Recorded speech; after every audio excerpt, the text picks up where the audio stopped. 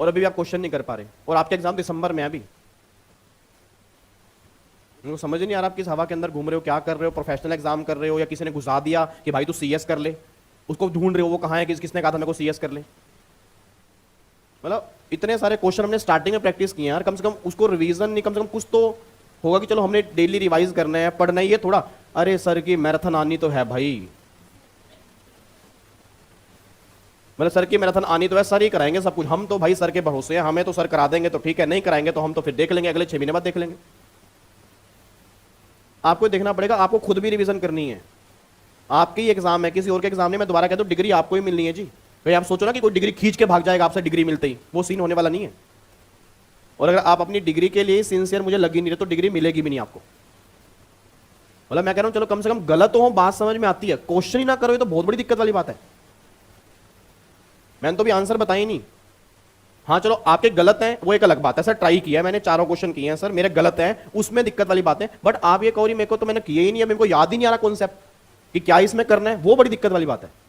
क्या आपको याद ही नहीं आ रहा कि करना क्या, इसमें कैसे कैलकुलेशन करनी है। अभी तो क्वेश्चन ही 2-2 लाइनों के हैं सर, साफ साफ इनकम निकाल के दिए। भाई साहब एग्जाम में तो इनकम निकालने के लिए आएगी, अब वहां पे क्या करोगे फिर। या तो मैं कह रहा हूं इनकम इतनी दी हुई है, अब अगर वहां पे इनकम निकालने के लिए आ गया तो वो क्वेश्चन छोड़ते रहोगे, एक छूट गया, 2 छूट गया, फिर चेक करोगे 60 क्वेश्चन छूट गए, 40 हैं, फिर आएंगे 30 नंबर ही। तो 30, 40 या 50 नंबर तो यूट्यूब की रिवीजन क्लास से भी आ जाएंगे, मैं सही बताऊं।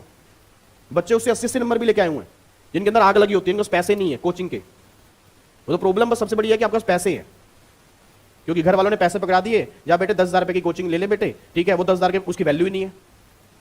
क्यों वैल्यू क्यों नहीं है, क्योंकि कमाए उन्होंने हैं, कमाते रहे, हमारा क्या, हमारे लिए तो कमा रहे हैं, और किसके लिए कमा रहे हैं, हम उनके बच्चे नहीं, हमें पैसे वो देंगे। अभी आपको पैसों की वैल्यू समझ नहीं आ रही उनकी।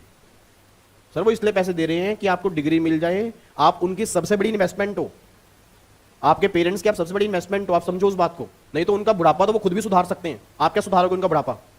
आपने कौन सा उनको पैसे देने हैं। आप सीएस बनने के बाद दिखा दूंगा कितने बच्चों को पैसे देंगे, आप सारा कुछ भूल जाओगे उन्होंने क्या किया था आपके लिए। वो तो आप एफडी में लगा लेंगे, अपनी एफडी में लगाएंगे, 5-6 लाख रुपए खुद कमाएंगे, कहीं जाके पढ़ ले। वो तो आपके ऊपर लगा रहे हैं कि चलो बच्चा सुबह सुबह जाके पढ़ रहा है, डिग्री ले लेगा तो कुछ अच्छा कर जाएगा। उनको कौन सा डिग्री मिलनी है, वो तो हो चुका उनका काम। तो आपको थोड़ा सोचना पड़ेगा कि आप अपनी लाइफ से क्या चाहते हो। सिंपल सी बात है ये। अगर ये हरकतें करनी है तो फिर आप अपने आप से भी चीट कर रहे हो, मैं सही बता रहा हूं, आपको सच्चाई बुरी लगेगी। आप अपने आप से भी चीट कर रहे हो, अपने पेरेंट्स से भी चीट कर रहे हो। अगर अक्टूबर के एंड में ये परफॉर्मेंस है और दिसंबर में एग्जाम है, हाँ ये ना कि अभी बैच स्टार्ट हुआ है, तब तो एक अलग ही बात है। बैठो यहां पे नालायक, बिना बात के सुबह सुबह गुस्सा करवा देते हो मेरे को, ये गलत बात है बिल्कुल जी। मैं सिंपल से बात कर रहा हूं, गलत बात है। प्रॉब्लम सबसे बड़ी क्या है, आजकल बच्चा डिपेंडेंट हो गया टीचर पे। मैराथन तो उस टीचर की आएगी, उसकी देख लेंगे, इसकी देख लेंगे, इसकी देख लेंगे, इस चक्कर में जिंदगी निकल जाएगी आपकी। और मैं क्लियर कट बोल दूं, मैराथन से कुछ नहीं होता अगर आपने पहले कुछ नहीं पढ़ा हुआ। ये भूल जाओ कि आप बिना सेल्फ स्टडी के पास हो जाओगे, आपको सेल्फ स्टडी करनी पड़ेगी जी। और यही प्रॉब्लम क्या है, यही तो सबसे बड़ी प्रॉब्लम मुझे आज के टाइम में लग रही है कि बच्चा हो गया डिपेंडेंट। अच्छा उसकी रिवीजन क्लास कब होगी, इतने बजे होगी, भाई भाग लेंगे वहां पे। मतलब खुद तो कुछ करना ही नहीं, वो कराएगा तो कर लेंगे। अगर मान लो किसी दिन सबकी तबीयत खराब होगी टीचरों की, फेल हो जाएंगे, क्योंकि हम तो कुछ कर ही नहीं पाएंगे ना, हमारे बस का तो है ही नहीं सर। वो करा रहे तो हम कर रहे हैं। मतलब कितनी बड़ी दिक्कत वाली बात है। आप समझ रहे हो आप क्या हो चुके हो, कि आप डिपेंडेंट हो चुके हो बिल्कुल ही, कि अगर कोई कराएगा तो करेंगे, नहीं कराएगा तो हम बैठे हैं। तो ये सबसे बड़ी प्रॉब्लम है सर, ये आपको आगे जाके बड़ी दिक्कत देगी जब कंपनी में आप जॉब करोगे, क्योंकि आप हमेशा के लिए डिपेंडेंट बन जाओगे। और मैं ऑलवेज ये बात करता हूं, डिपेंडेंसी बहुत गलत होती है। जहां डिपेंडेंट आप हो गए, क्यों, आपका खुद का दिमाग नहीं चल रहा ना। उधर टीचर बोल रहा है, आप सुन रहे हो, आपका दिमाग क्या चल रहा है जी। खुद का दिमाग तब चलता है जब हम खुद सेल्फ स्टडी करते हैं, जब दिमाग पे बार बार जोर डालते हैं, क्या था क्या था क्या था क्या था क्या था, फिर कॉन्सेप्ट आता है, फिर खुशी फील होती है, यस ये कॉन्सेप्ट हमने ढूंढा है।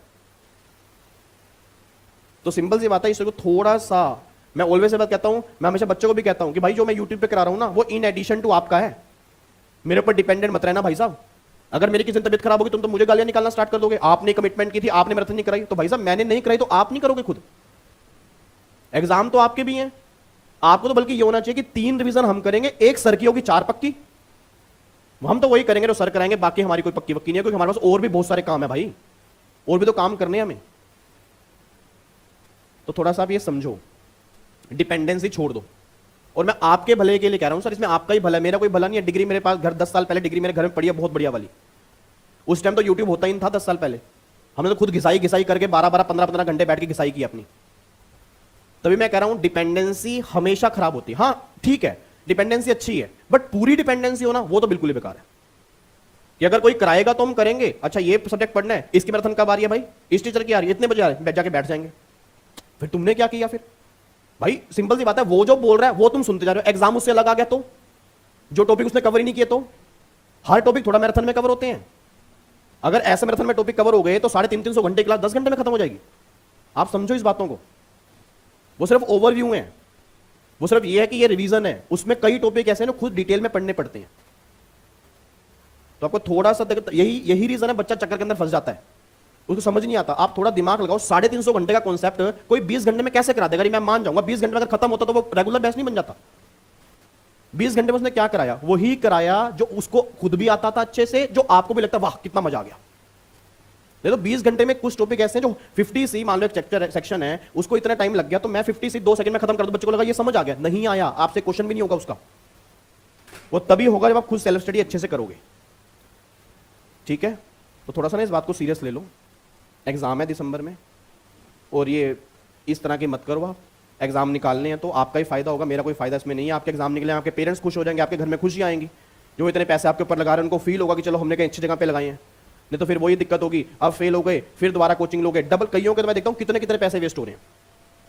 मतलब एक चार चार बार कोचिंग चल रही है। कई बच्चे मेरे पास आते हैं, सर पहले 3 बार कोचिंग ले चुके हैं अलग अलग जगह से, चौथी बार। मैं सोचता हूँ कि भाई कितना पैसा लगता जा रहा है, और बच्चा फिर भी सीरियस नहीं हो रहा।